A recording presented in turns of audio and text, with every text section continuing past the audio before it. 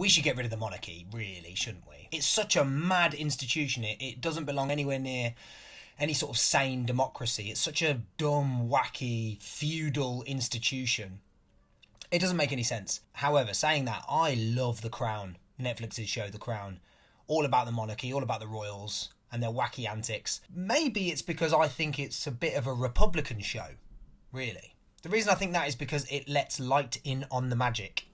It shows the royals are just these rubbish aristocrats. They're not very clever, they're not particularly like good or inventive, or they're not even really very good political operators. They're just some wacky rich people born into a particular position and then fed loads of silly fairy tale stories about how they were chosen by God or something. And this is quite consistent with the view of Graham Smith in his book Abolish the Monarchy for Penguin, which I actually did the audiobook for. So go and listen, it's great.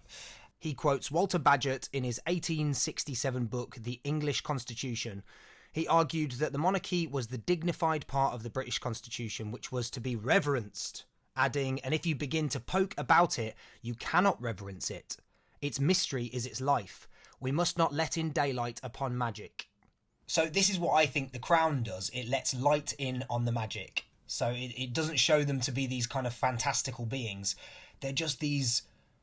I mean, they're not normal. They're quite sort of wacky, sometimes boring, but they're just people. They're not chosen by God, however much they might like to believe that. They're just some people born in specific circumstances. And I think that can be very useful for the Republican cause. Like I say, they're just human beings. They're not particularly exceptional people. They're not that interesting. They're not even that good at managing their own institution. That's done by a load of like private secretaries and the myriad staff members who look after the institution. Most of the times, the members of the royal family will make very self-destructive decisions, as we've seen in real life and in The Crown, from people being Nazi sympathisers to having like wild affairs and basically putting the institution at risk with their antics. So yeah, they're not really very good political operators. Some of them are, actually. My favourite character in The Crown is Queen Mary. Who? So she is played by Eileen Atkins, absolutely amazing actor, and she's just laser focused on the Windsor Mountbatten family, or Saxe-Coburg, whatever they were called before, on the royal family maintaining power. She's also like aware of the precariousness of the situation for the royals. She said at one point, "I have seen 3 great monarchies brought down through their failure to separate personal indulgences from duty. You must not allow yourself to make similar mistakes." Like, she knows that there are foibles and the wacky antics that I mentioned that can bring down monarchies. And that also makes sense that in a later season you find out that potentially she was the one who decided not to save the Romanovs, the Tsar and Tsarina and their family in 1917 Russia, then to become the Soviet Union. So like the reasoning behind this isn't totally clear, and historically it's not clear either. Obviously this is a kind of fictionalized retelling of the history, but she lets the Romanovs be killed, even though they're relatives.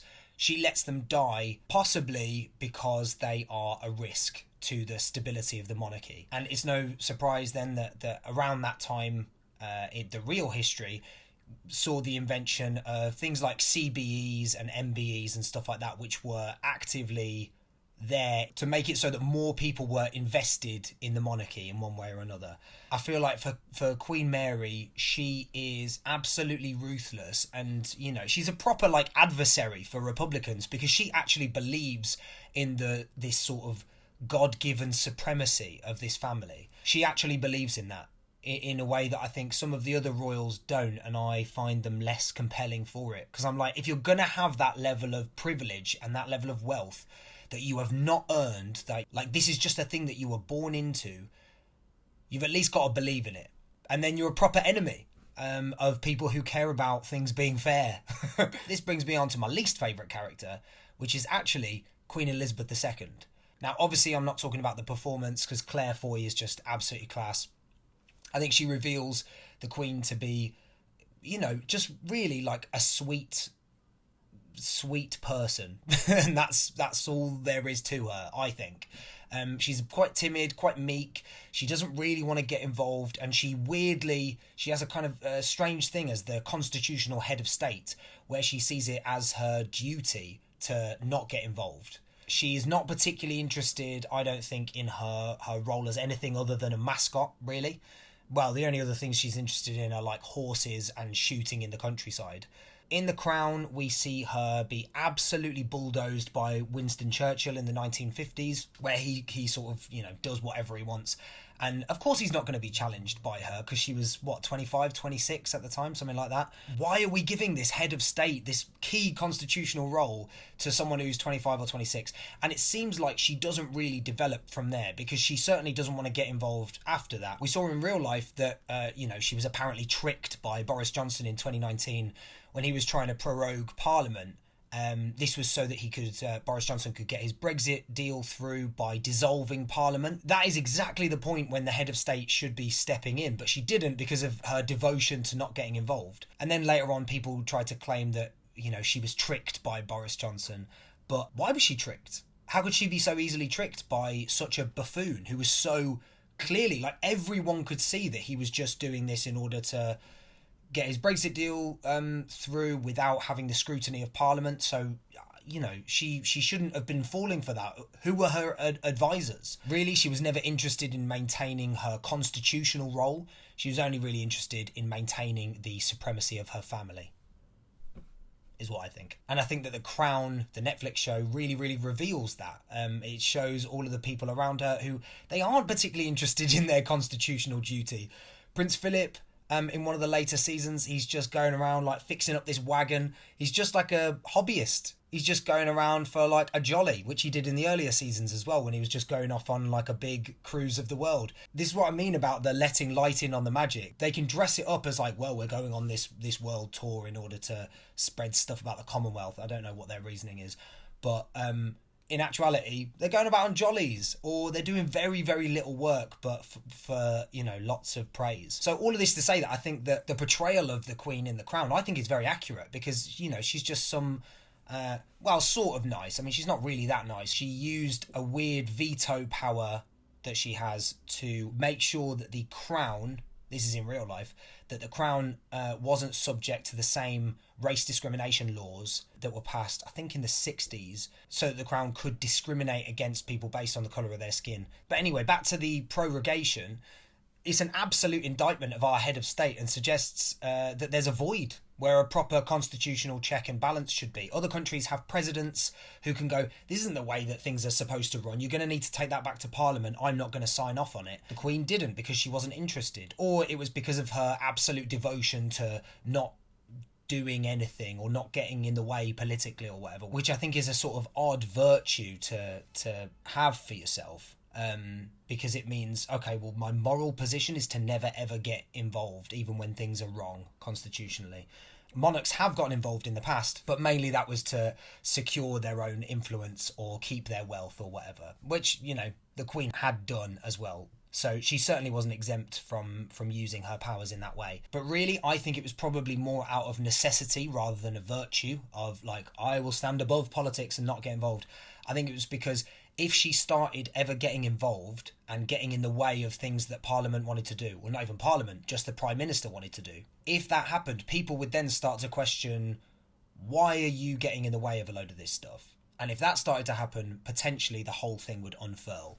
So it was probably more out of necessity than a wacky virtue that definitely isn't a virtue.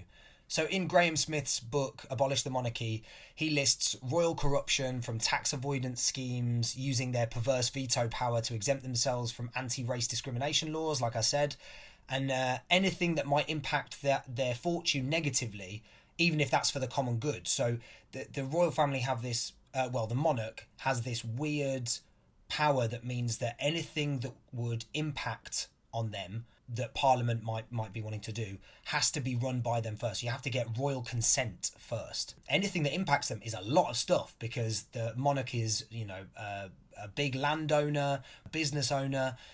This covers a lot of stuff that Parliament might want to do. Yeah, I mean, a monarchy should have no place in a democracy. And this is the central focus of Graham Smith's book. He also takes down the nonsense of the royal family being good for tourism. He says that we can't claim that having a royal family is good for tourism unless we can show that if the monarchy was abolished, our tourism revenue would decrease. And he goes through, he's so forensic with it, it's really, really good. He says that Windsor Castle, the big royal castle, isn't even the top tourist attraction in Windsor. Legoland beats it. And then Buckingham Palace is 67th on this list, but the Tower of London is 8th. So again, like, Buckingham Palace, this huge royal residence, that should be really, really up there, and it's just not. Graham Smith also talks about how disappointed he was by the tour of Buckingham Palace, where he just said they basically talked about how many spoons the Queen owned and stuff like that, like absolutely meaningless tittle-tattle with no historical significance. Whereas any of the potential historical significance for the people who'd been there, or the manoeuvrings of this family about how they kept their position, is just not really indulged in. And part of the reason that real history can't be indulged in is because the royal family guard their history so closely, precisely because they do not want light to be let in on the magic.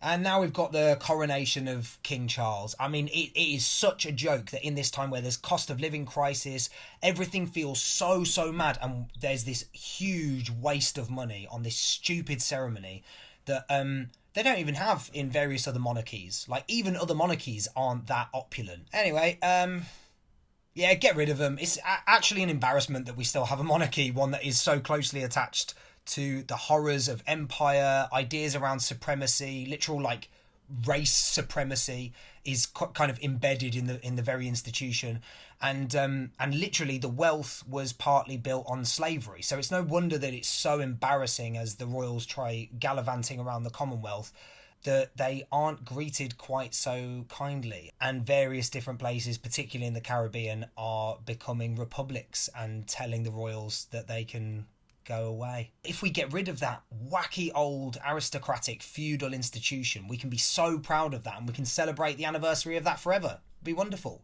And where we get a proper head of state to fulfill this constitutional role, like a president or something like that. And also we could get a new national anthem, which would be pretty class.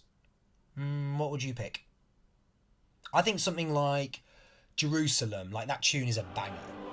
Something like that could be quite good, because it you know, the traditionally type people can appreciate it, but also it actually does bang as well.